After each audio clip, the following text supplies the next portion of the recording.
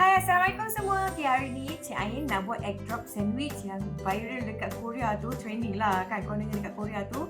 So sebab kita tak boleh jalan-jalan, Cik Ain maka buatlah di rumah. So you guys jangan lupa tengok sampai habis, okey?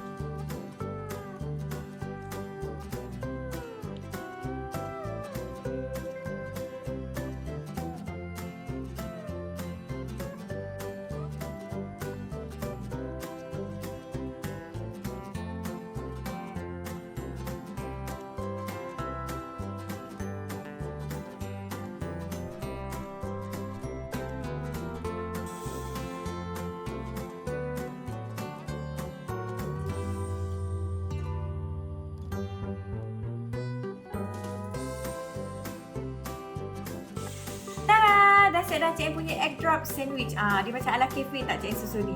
So jangan lupa cuba tau. Okay, bye. Jumpa lagi.